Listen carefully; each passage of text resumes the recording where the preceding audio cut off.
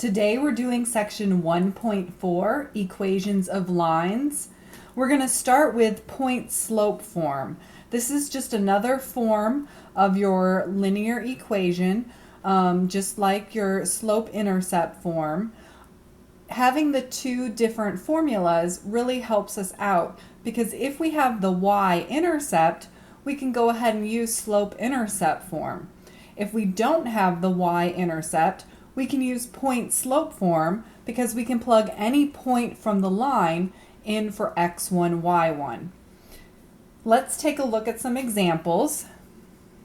Our first one, we've got the points 1, 2, and 3, -2. And the directions just tell us to find the equation of the line passing through those 2 points. Well, ask yourself, are you given the y-intercept? No. Remember that the y-intercept is going to be 0, some number. So we're going to go ahead and use point slope form to determine this equation of the line. Notice we still need the m, so we'll go ahead and we'll find the slope. We'll take -2 minus 2 over 3 minus 1. So we've got -4 over 2. So we get -2 for the slope. And then we can use either point. So I'm going to just use this first point, and I'm going to plug everything into my formula here. So I've got y minus 2 equals -2 times x minus 1. And normally they want you to put your answer in slope intercept form. So I'm going to go ahead and distribute the -2.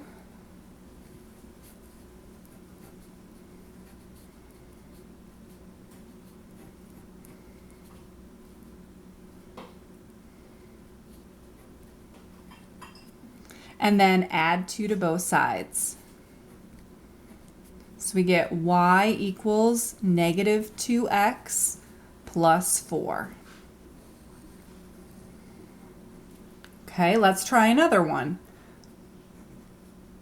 I'm given the points 0, 4 and 5, 2. Okay, and again, we want to find the equation of the line that's passing through those 2 points. Ask yourself, am I given the y-intercept? In this one, yes, we're given the y-intercept. We've got 0, 4. So we're going to be able to just go ahead and use slope intercept form to begin with. Remember, y equals mx plus b. And we still need to find the slope. So I'll take 2 minus 4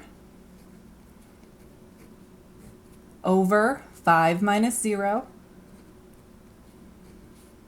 So I get -2 over 5. And then we're ready to plug everything into the formula. Y equals -2/5 x plus 4. Okay, so you can see the difference between these two problems. It's important to ask yourself if you're given the y-intercept. If you're not given the y-intercept, plug it into point slope form and do it like this example. If you're given the y-intercept, you can use slope intercept form and do it like this example. Let me take a look at one more, part C. I've got 5, 8 and 5, 9. Okay, I'm going to show you something about this one in a second, but let's just approach it the same way. Are we given the y-intercept? No. We don't have a point 0, some number. So I'm going to use point slope form. Okay, well, got to find the slope first. So we've got 9 minus 8 over 5 minus 5. Well, I'm sure you guys could see we've got 0 in the denominator. We know that means it's undefined. Well, what type of line has undefined slope? A vertical line. Okay, well, that's great, but you could have looked at the problem and seen that the x's were the same to begin with, whenever you see that the x's are the same, the equation of the line is going to be x equals whatever that number is. And of course, that's a vertical line.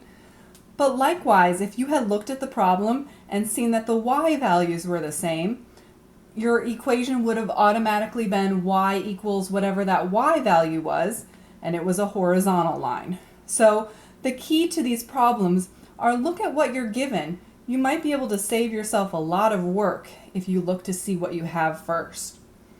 Okay, the next part, they talk about parallel and perpendicular lines.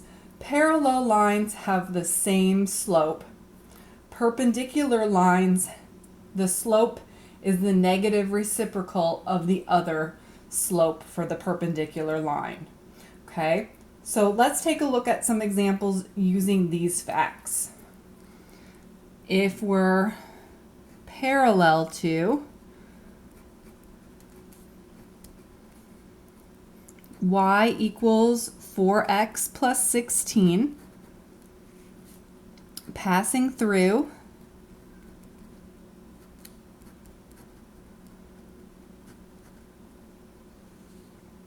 -4, -7.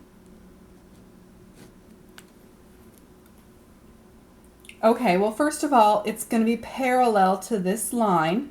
Again, when they're parallel, they have the same slope. So what is the slope of this line? Well, make sure it's in slope-intercept form first.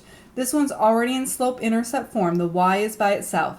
If you're working with a problem that the y isn't by itself, make sure you do that first. But then we know the slope is right here in front of the x. So my slope for this one is 4.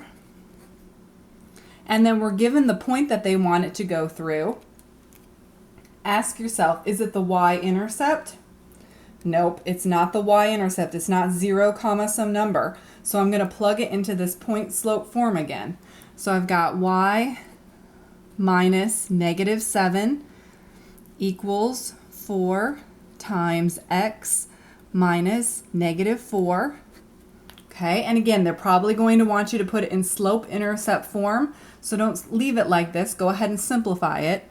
We've got y plus 7 equals 4 times x plus 4. Find it easier to go ahead and change this to a plus before distributing the 4. Don't do too much at once. Y plus 7 equals 4x plus 16. And then I'll get y by itself. Subtract the 7. Y equals 4x plus 9.